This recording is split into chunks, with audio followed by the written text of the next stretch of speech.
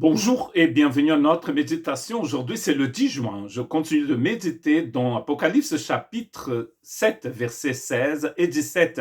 Ils n'auront plus faim, ils n'auront plus soif. Le soleil ne les frappera plus, ni aucune chaleur brûlante. En effet, l'agneau qui est au milieu du trône prendra soin d'eux et les conduira aux sources des eaux de la vie. Et Dieu essuiera toute larme de leurs yeux. Je lis aussi Ésaïe chapitre 49, verset 10. Ils n'auront plus faim, ils n'auront plus soif. La chaleur brûlante et le soleil ne le frapperont plus. En effet, celui qui a compassion d'eux sera leur guide et les conduira vers les sources d'eau.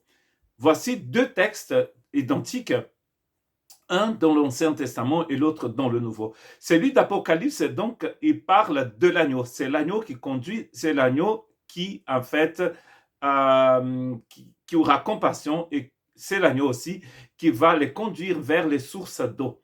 Donc, ces deux textes nous parlent de la même personne. Ésaïe, donc, inspiré par le Seigneur, plusieurs siècles avant Jésus, va donc annoncer, en fait, ce Dieu qui vient pour avoir compassion de nous et pour nous conduire vers les eaux, les sources d'eau vive. Et dans Apocalypse, c'est bien clair que c'est le Seigneur qui le fait. Dans Apocalypse chapitre 21, versets 6 et à 8, puis il me dit, je suis l'alpha et l'oméga, le commencement et la fin. À celui qui a soif, je donnerai à boire gratuitement de la source d'eau de la vie. Et le Seigneur fait ça tout le temps. Il est en train de faire ça aujourd'hui dans la vie de milliers de personnes.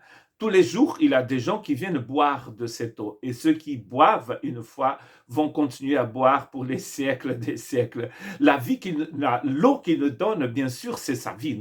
Nous avons compris que c'est sa vie. Son Esprit Saint en nous donne en fait cette eau magnifique, cette eau sublime. D'ailleurs, comme la femme samaritaine au puits en Samarie, nous avons tous soif. Et comme cette femme, nous venons chercher de l'eau. Une fois que nous avons trouvé de l'eau, nous n'avons plus besoin d'aller chercher ailleurs. Nous avons bu cette eau et cette eau remplit notre vie d'eau vive. Elle remplit notre vie, de vie éternelle, car l'eau est vive. Le verset 7 dit, le vainqueur recevra cet héritage. Je serai son Dieu et il sera mon fils. Voici l'héritage. Dieu sera notre Dieu et nous serons son fils. D'ailleurs, nous le sommes déjà.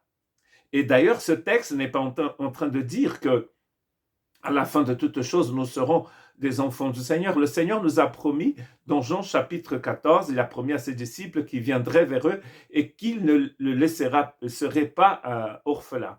Il est venu le jour de la Pentecôte. Et depuis ce jour-là, nous attendons son retour, son deuxième retour. Mais en attendant son retour, nous avons bu de l'eau, nous sommes les enfants du Seigneur. Et lui, il est notre Dieu. Mais il y a dans le verset 8 un texte très difficile parce qu'il y a une liste de personnes ici qui n'ont pas bu de cette eau. Et ceux qui n'ont pas bu de cette eau, qui ne boivent pas de cette eau, vont vivre dans la deuxième mort, la seconde mort. Il n'y a rien de pire pour quelqu'un, pour l'être humain, de ne pas boire de cette eau.